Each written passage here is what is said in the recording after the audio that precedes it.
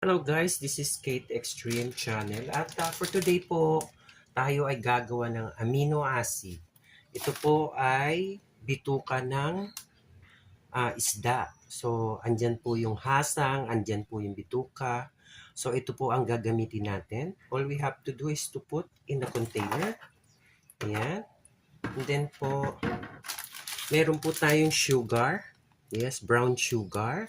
So ito po ay ilalagay natin dito. Ayan.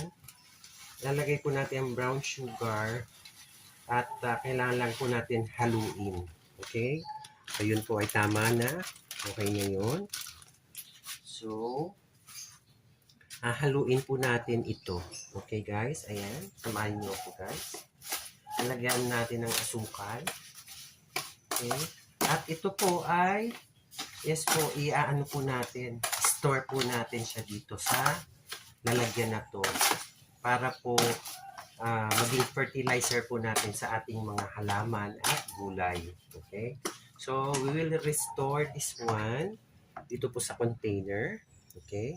So, ayan. At, ayan po, hinaluan lang po natin ng asukal. So, we're making amino acid for our fertilizer. Okay? So, ito po ay made of hasang ng isda, bituka, at pulang asukal. Yan lang po ang kanyang sangkap. Okay? So, ganito lang po kadali gumawa ng amino acid. Okay? Para po ang inyong mga halaman ay magsipagtaba. Okay? At sila po ay maging healthy. Okay? So, we have to restore this fish gills and stomach for at least 1 week. Ayan po.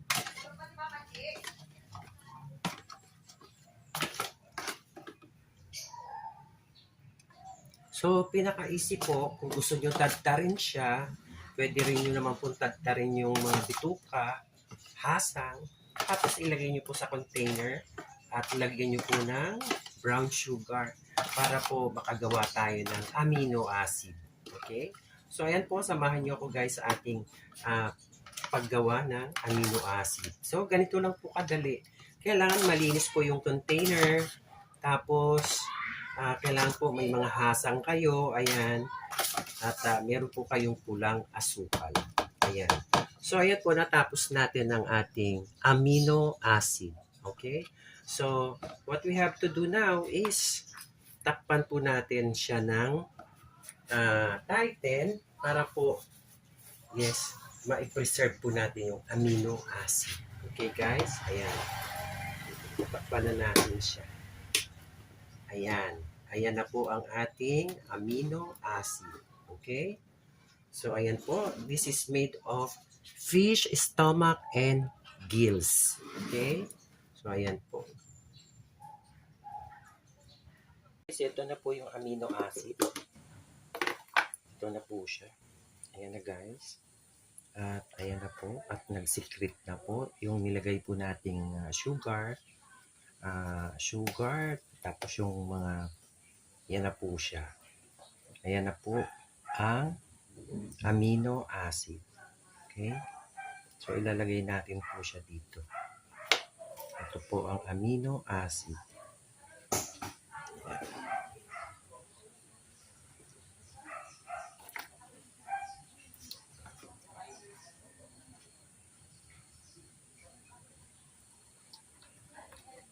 Yan po, nakagawa na tayo ng amino acid.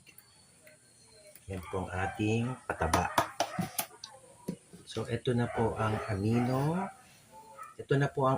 acid. Ayan. Yan na po ang amino acid mula po sa ating ginawang ito pong hasang ng isda. Yes po, at ito po ay sugar na red. Ito na po ang ating amino acid. Ayan. So, dahil nakagawa na po tayo ng amino acid, tayo po ay, yes po, yan ipandidilig po natin mamayang hapon sa ating halaman. Okay? So, ayan po ang amino acid. Ito na po ang ating amino acid. Okay? So, ayan po, sa isang balding tubig, ito po ang ihahalo nating amino acid. Ito po ay nasa isang cup na amino acid sa isang balding tubig. So, ayan po, halo natin sa tubig. Ayan po ang amino acid. Ayan. Haluin po natin. At yan na po yung ating pataba.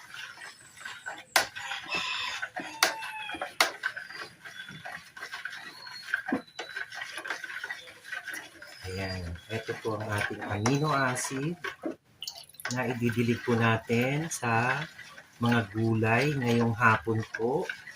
Dahil po every week didilig po ako ng fertilizer sa mga gulay at mga halaman. Ayan guys, sana nasundan nyo ako. Ayan. Ihanda natin po ang ating pandilig para po ngayong hapon sa ating pagdidilig ng ating mga gulay at mga halaman. Ito po ay amino acid. Mula po ito sa ito po ay katas ng hasang at intestine po ng isda. So, yung the rest po na naka-imbak is ayan po. Yung the rest po na naka-imbak, hayaan lang po natin siya na ma-fermented para po sa susunod nating pagdidilig ng mga halaman. Okay, so takpan po natin. Ayan. Ayan, takpan, isil po natin para mag-secret siya. Tapos ito naman po yung kahanda nating pandilig.